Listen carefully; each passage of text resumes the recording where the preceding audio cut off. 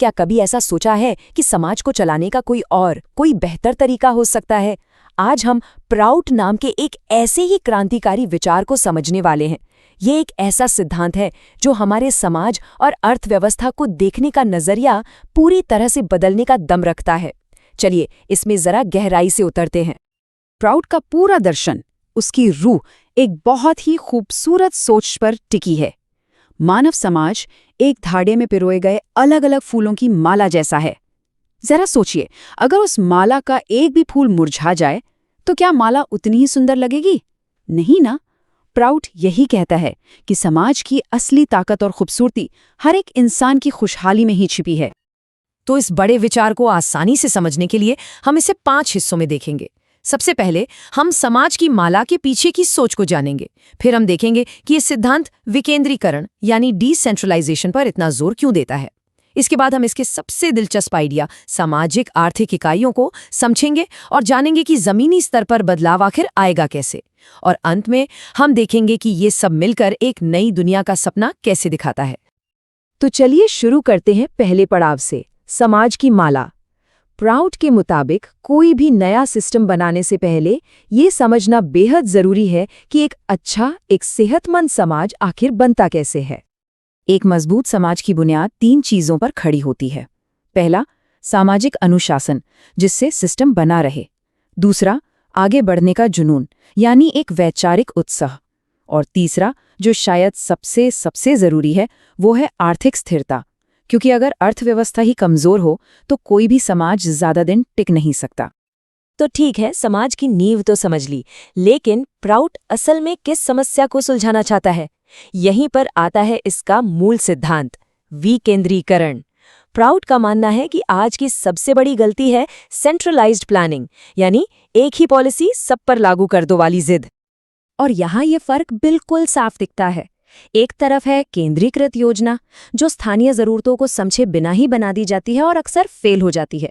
जैसे बिहार का ही उदाहरण ले, कहीं मजदूर जरूरत से ज्यादा है तो कहीं बिल्कुल कम। अब आप ही सोचिए, ऐसे में सबके लिए एक ही पॉलिसी कैसे काम कर सकती है? दूसरी तरफ प्राउड का मॉडल है, जो कहता है कि योजनाएं लोकल लेवल पर नीचे से ऊपर की ओर बननी चाहिए। तो सार बस इतना सा है, असली विकास ऊपर से नीचे नहीं टपकता, वो हमेशा जमीन से, जड़ों से ही ऊपर उठता है। असली बदलाव हमेशा आम लोगों के स्तर से ही शुरू होता है।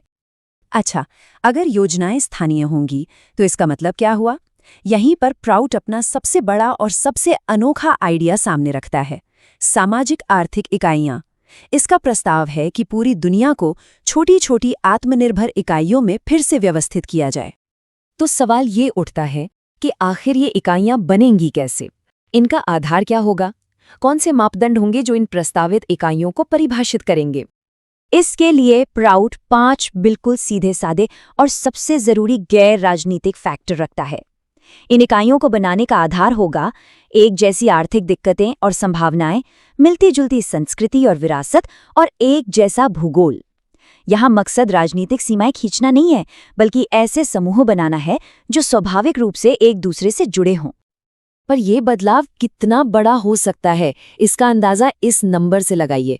प्राउड के हिसाब से सिर्फ भारत के अंदर ही ऐसी करीब 44 सामाजिक आर्थिक इकाइयां बन सकती हैं। मतलब ये कोई छोटे मोटे सुधार की बात नहीं है, बल्कि पूरे देश को एक नए नजरिए से देखने की बात है। तो ठीक है, ये इकाइयां बन तो गईं, पर इनके अंदर जिंदगी कैसी होगी, नीतियां कैसे बनेंगी? अब हम थ्योरी से निकलकर जमीनी हकीकत पर आते हैं। और यहीं पर प्राउड के कुछ सबसे साहसिक, कह सकते हैं रैडिकल आइडियाज सामने आते हैं। सोचकर देखिए, कोई इनकम टैक्स नहीं, एक्सपोर्ट के लिए पैसे की जगह सामान का लेन देन, यानी बार्टर सिस्टम। स्थानीय पैसा स्थानीय लोगों के पास ही रहे, बाहर ना जाए।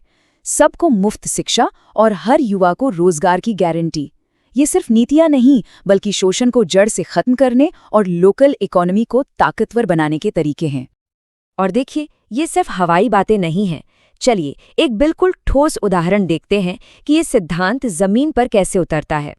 यहाँ अंगदेश क्षेत्र के लिए एक बेहद खास हाइपर लोकल कृषि योजना का खाका मौजूद है। देखिए जरा, ये योजना कितनी बारीक है। अंगदेश के लिए सुझाव है, केरल से हाइब्रिड नारियल लाओ, उन्हीं पेड़ों पर काली मिर्च उगाओ, बारिश के हिसाब से अनानास की खास वैरायटी लगाओ, आम की फजली और लंगड़ा जैसी किस्में चुनो, और तो और गन्ने और मक्के के कचरे से भी कागज बनाकर कमाई करो। यही है स्थानीय शक्ति का भरपूर इस्तेमाल। तो हमने स्थानीय स्तर की बात कर ली, पर क्या ये सब बस ऐसे ही छोटे छोटे टुकड़ों में बटा रहेगा? जी नहीं। अब जरा जूम आउट करते हैं और देखते हैं कि प्राउड की नज़र में भविष्य की दुनिया कैसी दिखती है। अंतिम सपना एक ऐसी दुनिया का है जहां देश एक दूसरे से लड़ नहीं रहे, बल्कि आत्मनिर्भर इकाइयां एक दूसरे का सहयोग कर रही हैं। जहां जमीन के लिए जंग नहीं, बल्कि इंसानियत को, ह्यूमन सेंट्रिक वैल्यूज को प्राथमिकता दी जाती है। जहां संघर्ष की जगह सहयोग ने ले ली है। और समय के साथ ये इकाइयां और भी बड़ा रूप ले सकती हैं, जब कुछ शर्तें पूरी हो जाएं, जैसे कि आर्थिक बराबरी आ जाए, तकनीक और कम्युनिकेशन बहुत आगे बढ़ जाए, प्रशासन कुशल हो और लोगों के बीच गहरे सांस्कृतिक रिश्ते हों, तो ये छोटी इकाइयां मिलकर बड़े संघ भी बना सकती हैं। हो सकता है एक दिन पूरे दक्षिण पूर्व एशिया की एक ही फेडरेशन हो।